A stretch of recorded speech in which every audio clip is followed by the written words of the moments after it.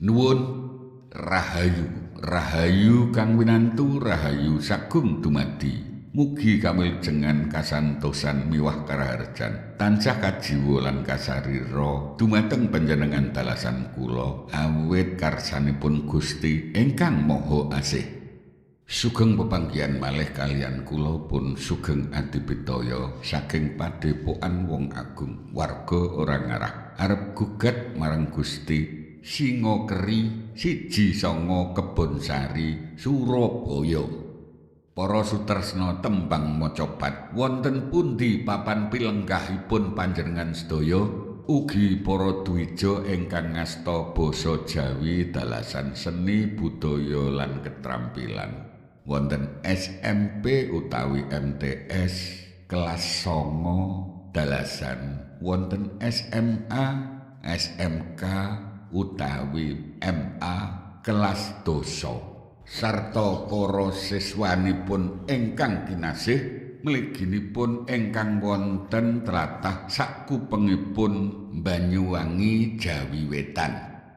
Sumangga wonten kalodhangan menika panjenengan sedaya kula jak sinau tembang macapat Asmaradana gagrag Blambangan laras slendro pathet 6. Sumangga sakmenika gladen perangan Srambahan inggih Srambahan laras slendro pathet 6. Srambahan menika kaperang dados 3 jinis inggih menika Srambahan cekak, Srambahan sedengan lan Srambahan landung.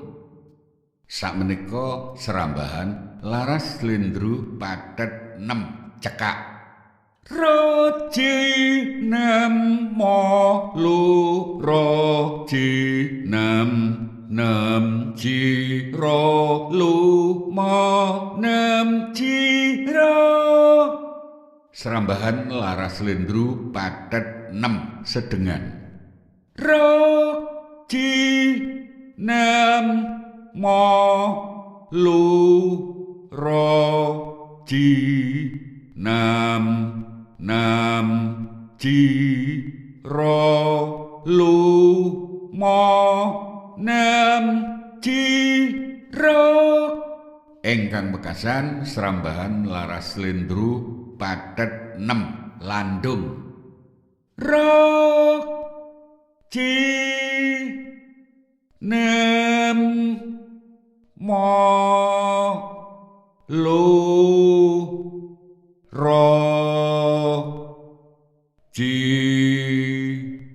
nem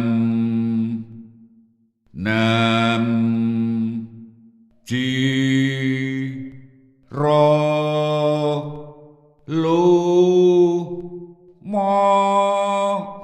nem jiro.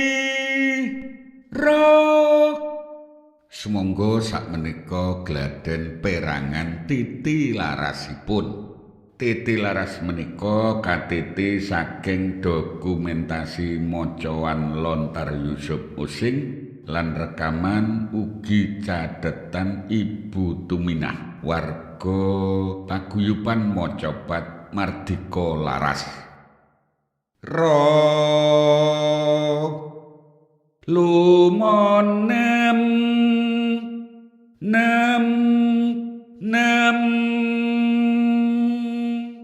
mamalu lumonem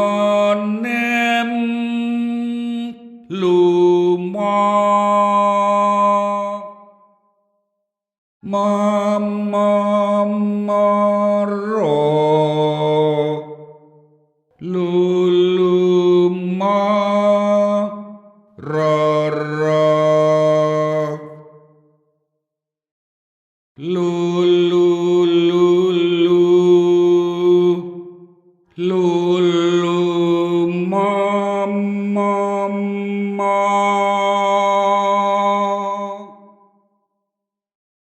nam jiro nem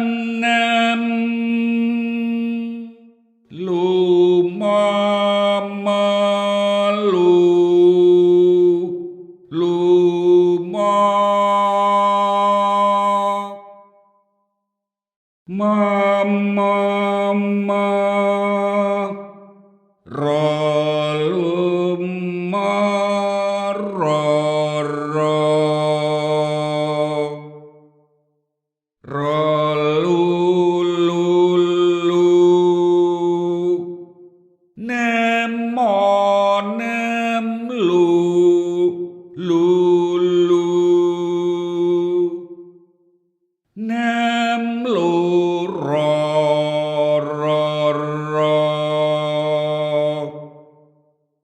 nemo rolu roro. Sumangga sakmenika lumebet wonten gladhen perangan cakepan. Perlu kawuninga srambahan laras lendru pathet 6 tigang jinis inggih menika cekak, sedengan lan landung dipun angge kedah selaras kaliyan guru sastra ingkang wonten cakepan ingkang dipun ginakaken. Cakepan menika pethikan saking Serat Wulang Reh Putri anggitanipun Kanjeng Gusti Pangeran Adipati Anom Pakubuwana kaping 10. Pupuh kaping 2 padha kaping 1 dumugi padha kaping 50. Sakmenika padha kaping 1 lan padha kaping 2. Pratikale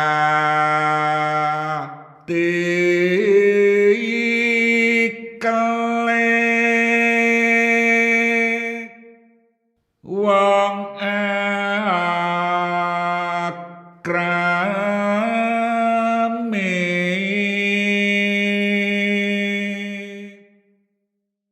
dudu brana dudu rupa among ati paitane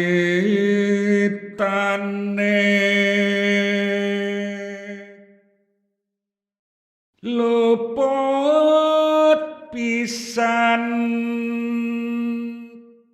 kena pisan yen gampang luwe gampang yen angel angel kelangkung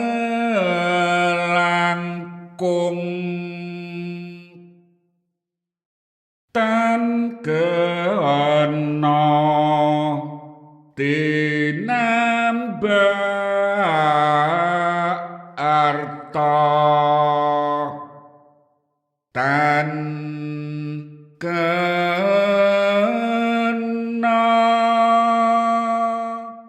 tinambah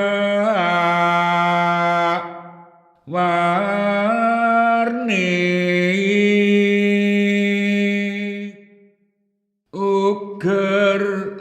ugere wong krama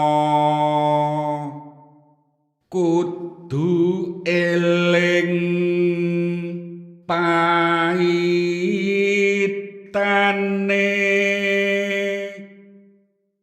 eling kawi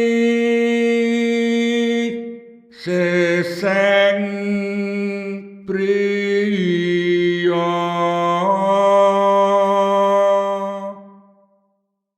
ora kena sembrono kurang titik kurang emot iku luput ngambra ambra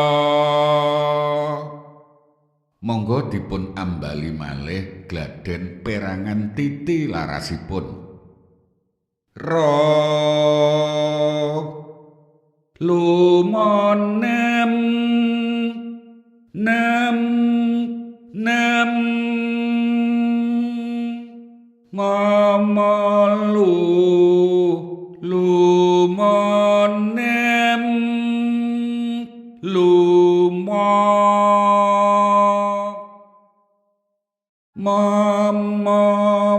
mamamaro luluma rara lulululu lulumamama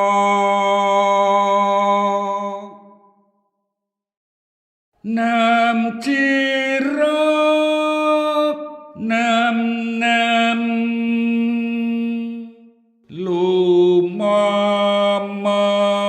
lumamalu luma mamama roluma roro rolulu nemo nemlu lulu nemlu roro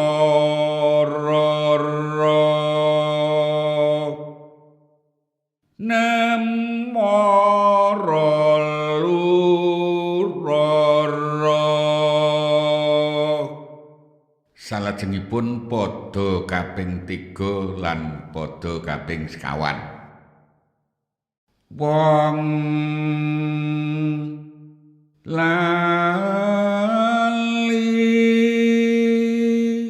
reh ing akrami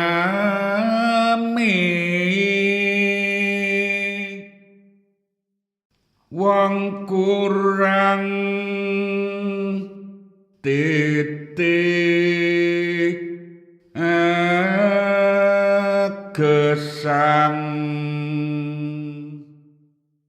wus wenang ing ngaran pedhot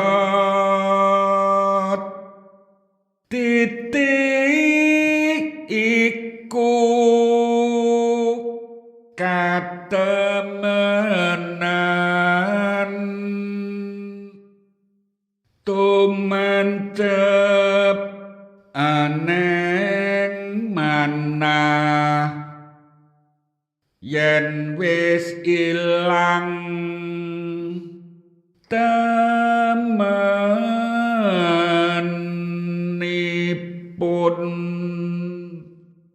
ilang namaning akrama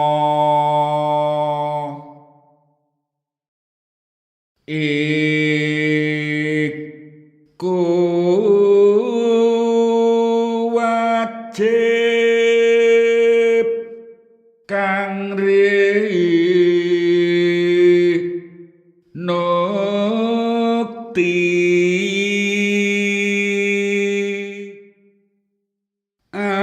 panjeneng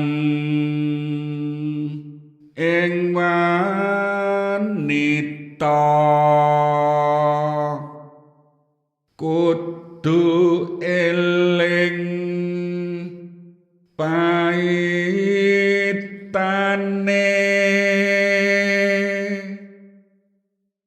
eling kareh ing wong lanang dadi eling parentah nasti titewus tuwekipun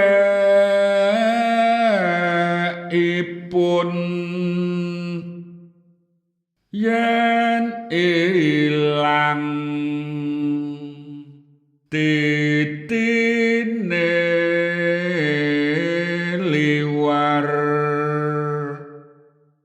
Para kadang, para sutresna tembang macapat, wonten pundi papan pilenggahipun panjenengan sedaya ugi para dwija ingkang ngasta basa Jawi dalasan seni budaya lan ketrampilan. Wonten SMP utawi MTS kelas 9 dalasan wonten SMA, SMK utawi MA kelas dosa. Sarta para siswanipun ingkang kinasih mliginipun ingkang wonten tlatah sakupengipun Banyuwangi Jawi Wetan. Makaten anggen kula ngajak panjenengan sedaya sinau tembang macapat Asmardana gagrag Blambangan. Laras Slendro pathet 6. Mugi kemawon kanthi gladen srambahan dalasan titilaras sarta cakepan kala wau sageta dipun dadosaken ancer-ancer kangge sinau piyambak wonten dinten tembe. Sugeng pepisahan puji syukur kunjuk mring Gusti Kang Maha Wikan ingkang tansah paring kanugrahan. Mugi kamiljengan kasantosan miwah karaharjan tansah kajiwa lan kasarira dumateng panjenengan dalasan kula awit karsanipun Gusti ingkang Maha Asih. Rahayu, rahayu kang winantu, rahayu sagung dumadi. Nuwun.